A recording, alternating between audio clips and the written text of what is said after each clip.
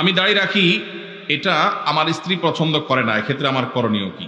যাদের দাড়ি রাখলে তাদের বউ অপছন্দ করে, তারা বউকে জিজ্ঞাসা করবেন, আমি দাড়ি রাখলে তোমার আসলে অসুবিধাটা কি? তখন স্ত্রী বলবে, তোমার দাড়ি রাখা, দাড়ি চাল অবস্থা দেখলে তোমার চাচার মতো লাগে, আমার ভাল লাগে না।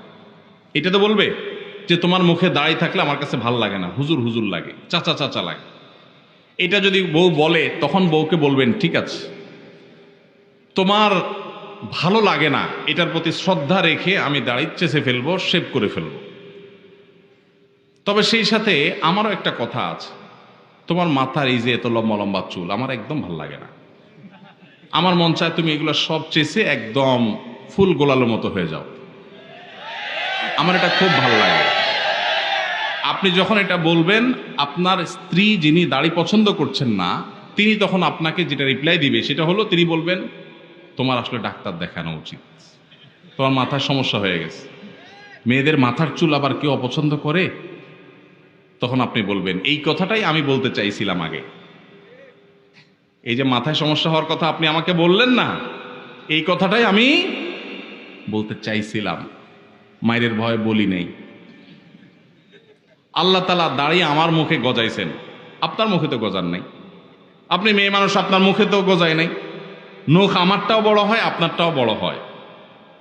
শরীরের অন্য সমস্ত অঙ্গ প্রত্যঙ্গ বর্ধনশীল যেগুলো সব আপনারও বাড়ে, আমারও বাড়ে। শুধু দাড়িটা আপনার মুখে গজাই না, আর আমার মুখে গজায় এবং বাড়ে। মোচটা গজায়, যেন মোচ ছোট ছোট রাখতে বলছে ইসলাম। তাহলে আল্লাহ তাআলা আপনাকে একটা জিনিস দেয় নাই, আমাকে একটা জিনিস দিছে, তাহলে বোঝা গেছে এটা পুরুষত্বের মার্কা, এটা পুরুষত্বের মার্কা। এখন যে ভাইদের মুখে দাড়ি নাই, আপনারা রাগ করেন না, আপনাদেরকে কষ্ট দেওয়ার জন্য বলছি না, আমি শুধু এটুকু বলছি যে দাড়ি এটা পুরুষত্বের আলামত। দাড়ি এটা কিসের আলামত? পুরুষত্বের আলামত।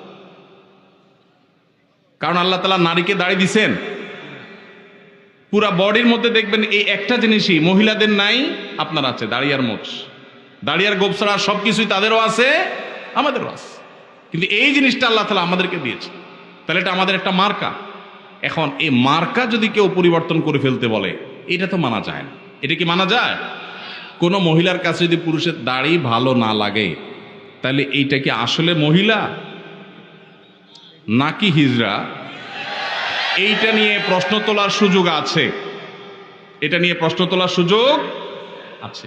কারণ মহিলা হইলে তো বিপরীত লিঙ্গের প্রতি টান থাকার কথা, মহিলা হইলে তো পুরুষের মুখে দাড়ি দেখে তার ভালো লাগার কথা, কারণ আল্লাহ তাআলা ওইভাবেই দিয়েছেন পুরুষকে। ভাইরা আমার, যেই মেয়ে